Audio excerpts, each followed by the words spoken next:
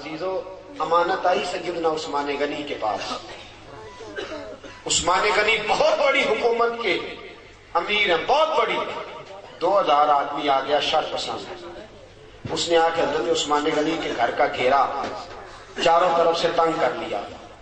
حضرت عثمان غنی سے انہوں نے مطالبات شروع کر دیے. شر پسند لوگ تھے.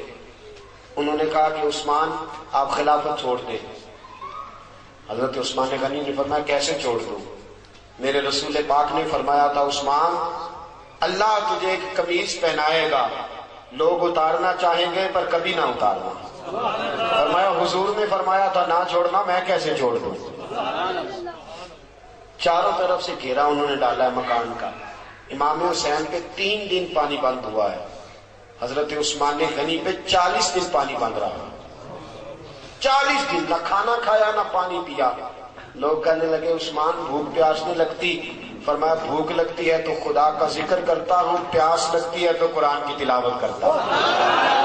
اللہ میری بھوک اور پیاس ختم کر دیتا ہے. 40 دن کہ میں نے کہا کہ بڑی پرانی ہے کربلا، بڑی پرانی. 40 دن پانی بند رہا. حضرت علی اور حضرت امام حسین کے لیے تو جناب عباس پانی لے کے آئے تھے. حضرت عثمان غنی کے لیے جناب علی پانی کا مشکیزہ لے کے آئے. حضرت علی پانی کا مشکیزہ لے کے آئے اور جب پہنچے دروازے پہ تو ایک ظالم نے تیر مارا، مشکیزہ پھٹ گیا، پانی بہہ گیا. حضرت علی المرتضیٰ کہنے لگے مجھے عثمان نے منع کر دیا تم سے لڑنا نہیں، ورنہ تم 2000 ہو. 2000 کے لیے تو علی اکیلا ہی کافی ہے. دیواریں ہلتی رہتی ہیں اور در کانپ جاتا ہے، علی کا نام سن کے اب بھی خیبر کانپ جاتا ہے.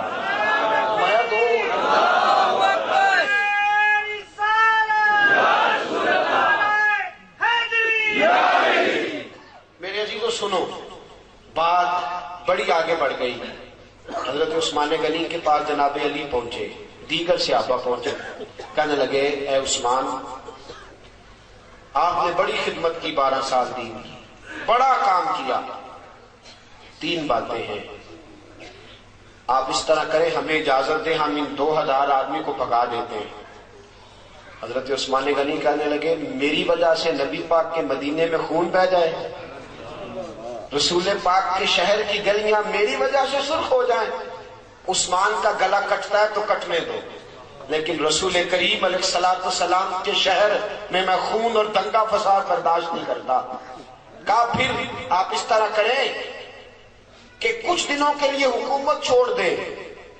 آپ نے فرمایا حضور نے فرمایا تھا قمیض نہ اتارنا، کبھی نہیں اتاروں گا. صحابہ نے تیسری پیشکش کی، کہا کچھ دنوں کے لیے مدینہ چھوڑ دیں، کچھ دنوں کے لیے مدینہ چھوڑ دیں، کچھ دنوں کے لیے، پھر آ جائیے گا حالات ٹھیک ہوں گے. آپ نے فرمایا دوستو دیکھو میری داڑھی سفید ہو گئی ہے، پتہ نہیں کس گلی میں موت آ جائے. میں مصطفیٰ کے مدینے سے باہر نہیں بڑھنا چاہتا.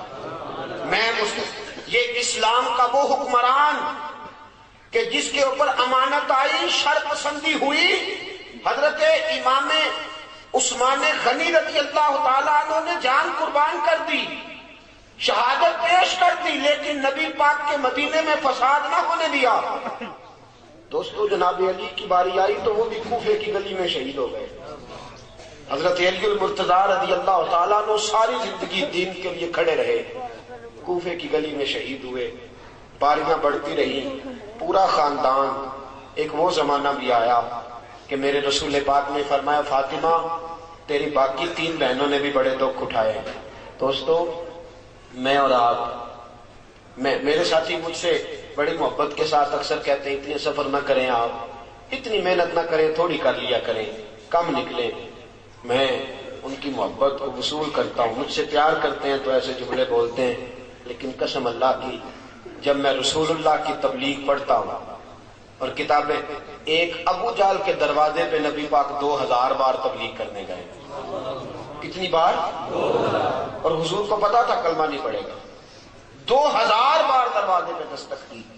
اور دوستو بڑے دکھ اٹھائے حضور نے، بڑی تکلیفیں اٹھائیں. جو چیز مفت ملتی ہے اس کی قدر نہیں ہوتی. مفت ملتی ہے نا جو چیز، اس کی قدر نہیں. مجھے اور آپ کو مفت مل گیا یہ دین، کبھی بلال کی قبر پہ کھڑے ہو کے پوچھو دین کتنا مہنگا ہے، کبھی کھڑے ہو کے پوچھو سیدہ فاطمہ سے کہ دین کتنا مہنگا ہے، کبھی پوچھو امام حسین سے کہ کتنا کٹھن ہے یہ دین۔ میرے عزیزو، رسول پاک کی 2 شہزادیاں، نکاح ہوا ہے، ابھی رخصتی نہیں ہوئی، ابو لہب کے 2 بیٹے، انہوں نے طلاق بھیج دی، کہنے لگے یا کلمہ پڑھانا چھوڑ دے ورنہ طلاق دے دیں گے۔ حضور نے فرمایا میرا تیرا اختلاف ہے، بچوں کا کیا قصور ہے؟ ابو لہب کہنے لگا نہیں میں طلاق دے دوں گا۔ گھر بیٹھی 2 بچیوں کی طلاق پہنچی، سیدہ خدیجہ فرماتی ہیں حضور بڑا روئے، اٹھے، بچیوں کے سر پہ ہاتھ رکھا، کہا بیٹا اپنے بابا کے دین کے کام میں ثابت قدم رہنا، اللہ تمہیں بڑی بہتر جزا دے گا۔ اور ساتھیوں، صرف حضرت فاطمہ نہیں، سیدہ زینب میرے رسول پاک کی بڑی صاحبزادی حمل سے ہیں، اللہ نے ان کے گھر میں ولادت کی خوشی رکھی ہوئی ہے، مکہ سے مدینہ کی طرف آ رہی ہیں، حبار بن اسود نے نیزہ مارا، اونٹ بدکا اتنی تیزی سے دوڑا کہ آپ زمین پہ گری، بچہ خون بن کے نکلا، حالات بگڑ گئے۔ کتنے مہینے میرے حبیب کی صاحبزادی کتنے ہی مہینے بیمار رہ کے وصال کر گئی، بڑی صاحبزادی تھی، حضرت خدیجۃ الکبریٰ سے شکل ملتی تھی۔ رسول پاک نے بڑے آنسو بہائے، کیسا یہ دین تھا اور کتنا حضور کو اس پودے سے پیار تھا۔ بیٹی کو شہید کرنے والا حبار بن اسود منہ پہ نقاب ڈال کے فتح مکہ کے بعد آیا، آگے کہنے لگا سونیاں کوئی آپ کا بہت بڑا مجرم بھی کلمہ پڑھ لے تو اس کو بھی معاف کر دیتے ہو؟